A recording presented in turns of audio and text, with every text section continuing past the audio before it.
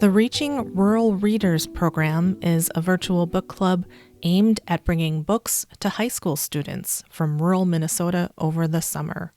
Participating students get books mailed to them at no charge and can join in on book discussions and author talks online, facilitated by Bemidji State University education students. Joining me now to tell us more about Reaching Rural Readers are its creators, Kathrina O'Connell and Danielle Sullivan. Kathrina is an associate professor of education at Concordia College. She is coming to us this morning all the way from Norway, where she is wrapping up on a year serving as a Fulbright roving scholar. And Danielle Sullivan is an associate professor of English at Bemidji State University, where she leads the English education program. So, Kathrina, can you talk about how the Reaching Rural Readers program got started? Absolutely. The program really stemmed from a literacy program that I had created in a middle school, and the program was just very successful. And the students gradually aged out of the program, and parents had contacted me and had asked if there was something for older students, so students in high school age. And at the time, of course, no, I didn't have that. But I knew that Danielle was so passionate about young adult literature. I reached out to her and I asked if she would be interested in starting this Reaching Rural Readers program. And I'm so glad that she agreed to be a part of this. And we just started in 2024. We didn't know what to expect, but every year we've had just wonderful turnout. We've had great feedback, and we hope to keep doing it years to come. Danielle, can you talk about who is eligible for this program and how far of a reach are we talking? Yeah, well, right now, initially when we started, we were focused on rural Minnesota youth. Last year, we got a great email from a parent who said, "We live just across the river in North Dakota. Would you be willing to include us?" And we said, "Of course." So right now, we have locations all over the state. In fact, we have a map posted of last year's registrants on our website. And then this year, of course, we're expanding into Norway, and I'll let Kathrina talk about that. But we have participants here in Minnesota and then also in North Dakota. And then our students, too, of course, the BSU students who participate as facilitators in the program are from all across the state. Last year, we had a great Zoom meeting, our final meeting, and I was in the Boundary Waters. Kathrina was in Norway by then, and one of our facilitators was coming in from summer camp in Wisconsin. So our reach is really serving a lot of different people, and we're excited about that. Great. Yeah, Kathrina, do you want to talk about what's going on in Norway? Well, as Danielle mentioned, the very first day that I arrived in Norway, we had this meeting. And I remember I had to stay up till 2 o'clock in the morning here so that I could attend that meeting. But it was so fun because it was great to hear from the teacher candidates how they felt about the program. And that really led me to question the possibility of doing something similar here in Norway. As a Fulbright roving scholar, I've spent the year visiting ungdomsskola, like lower secondary students. And I reached out to the Norwegian National Center for English and Foreign Languages and Education and just asked them, hey, would you be willing to support Norwegian students in this rural book club? And so they said, yes, of course, just let us know what books you need. We will mail them to the students in Norway. And so it's just very exciting for us. We have this rural reach in the United States, and now we have this rural reach in Norway. So, the possibilities are endless for this program, and we're just really excited for this summer. What is in store for the summer? Danielle, can you talk about what books the rural readers will be reading? Yeah, we have a great lineup. Our first book is Apple in the Middle by Don Quigley. And our second book is a rendition of Tuck Everlasting. It's called Tuck Everlasting, the graphic memoir, and it's a beautiful book that has been watercolored for graphic art. And then our final book is Gather by Ken Cadell, and we're excited about that. That one's set in Maine. So we have a really strong, all three books have a strong rural thread this year, and we're excited to have them. And then we'll be offering opportunities to talk with the graphic illustrator, Catherine Woodward, and also with Ken Cadell, the author of Gather. And we have sessions for Norwegian students that are in the afternoon in Minnesota time, and and then evening sessions for the participants to discuss books and then meet and talk with the authors as well and the illustrator. We really try to be intentional with the books that we select. And so we always are looking for a book with rural perspective. We also try to find a book with an Indigenous perspective. And then that third book is usually, what do we call it, Danielle? The window book, right? That brings a broader perspective to another world or another place. Yes. Yes, and so the author of the graphic novel Tuck Everlasting is a Minnesota-based illustrator, so that was really appealing to us. So again, trying to bring in the Minnesota connection, and we've also found that graphic novels are very motivating for students to read, and so we were really excited that the illustrator would participate in a Zoom with the students this year. This is What We're Reading on KAXE, KBXE, and today we're talking with Kathrina O'Connell and Danielle Sullivan. They are the creators of Reaching Rural Readers, a free book club for rural Minnesota high school students.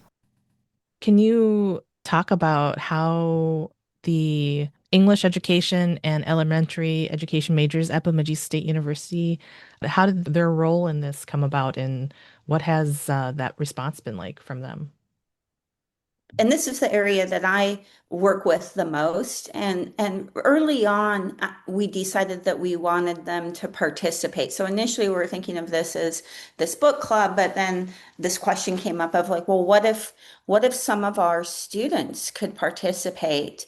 And this has grown from just giving them an opportunity to get some experience leading discussions to an active inquiry that we're undertaking through our research.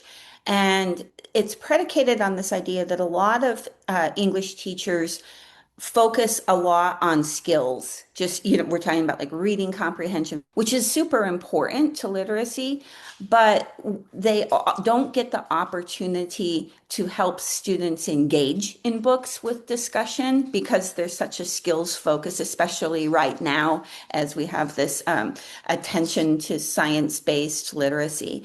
And that's really vital. We need them to make those connections to themselves, to their communities, in order to grow their literacy skills. So that's how we got them involved to say, hey, you have this great opportunity to practice leading discussions without this overarching, hey, we got to teach these skills in this class so that they can get comfortable with it.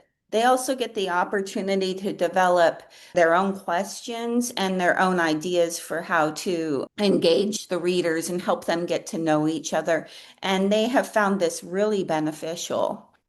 Speaking of research, I did notice on the webpage for the Reaching Rural Readers that there is kind of a research component that the two of you are working on as well. And Kathrina, do you want to catch us up on what that is all about?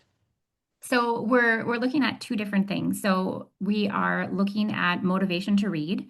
And so for our Reaching Rural Readers, the students who are in high school participating in the program, we are looking to find what motivates them. Like what motivates you to read a book? What motivates you to read a book in the summer? Right? What motivates you to attend a Zoom meeting and talk about books? And we're collecting information in both quantitative and qualitative measures, and it's been really interesting to see what the students have to say. For example, some students say, I don't have anything to do in the summer, and this is just a great way to connect with other readers across Minnesota. Some students say, I really wanted the books. I don't have book access in the summer. And others said, I was really motivated to read the books because I knew we were going to have a conversation with the book author. So I needed to finish it. And so we're looking at those kinds of things for the participants. But then for our teacher candidates, we're looking at self-efficacy and how does this experience help them develop their teaching practice? How does leading a discussion online and having to endure that uh, long pause, right? When we're waiting for students to respond, like how do you manage that? How do you ask follow-up questions? How do you respond when students ask you questions? And so we're looking at two different things, but they are definitely connected. And so we're hoping to write some papers and present this work here very soon. I did want to ask today if there was still time for readers to sign up for the program for the summer, but I just noticed on your website that your registration is full, which is great. I'm glad to see that so many people were interested in this. Is there still time? Do you have a wait list? And how can people just learn more about this great program? We do have a wait list, and we're so just grateful for the speed at which people registered for the program. So we are currently full, but we have a wait list in case a student decides they don't want to participate. But we certainly appreciate the highlight because, as mentioned earlier, we will absolutely be running this program again next year, and we hope to further our rural reach. Maybe we'll be reaching students in rural Wisconsin or Iowa or South Dakota.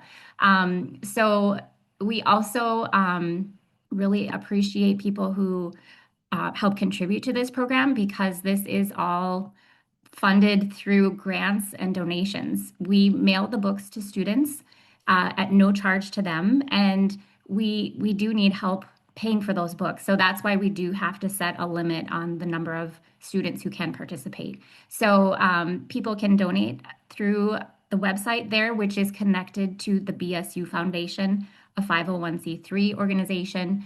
So everything is monitored and accountable, transparent. But yes, anyone who's interested, please get on our wait list because then we will have your information and we can connect you next year when registration opens. My last question, Danielle, if you want to start, why is this project so important to you? Why is getting our young people into books? Why is that important to you? Well, I'm an English major myself, right? An English professor, and reading has always been central to my life from a very young age. So I'm very passionate about that. And I want all to who want to have that experience to be able to experience the joys of reading and going to other worlds and understanding new perspectives and different characters. We also know that right now, a lot of research indicates that youth are reading fewer full-length texts. And I think it's really important to provide an opportunity for them to do that, especially those who are motivated to do that and may not have the opportunity otherwise. Okay, Kathrina, how about you? As a teacher from a rural school, as a student who grew up in a rural school, I just feel it's so important that we have books and learning opportunities available for our students in rural areas. Research suggests that we have these book deserts, these areas where students cannot access books. And so for me, being able to mail students 3 books and free of charge, like these are your books, they are yours to read and own and put on a bookshelf and share. I just think that's so empowering and motivating, and it is such a gift and a joy, a privilege for us to be able to do this. So for me, when we talk about rural education, I think it's really important that we make sure that education is equitable and that our students have the resources they need to keep learning all year.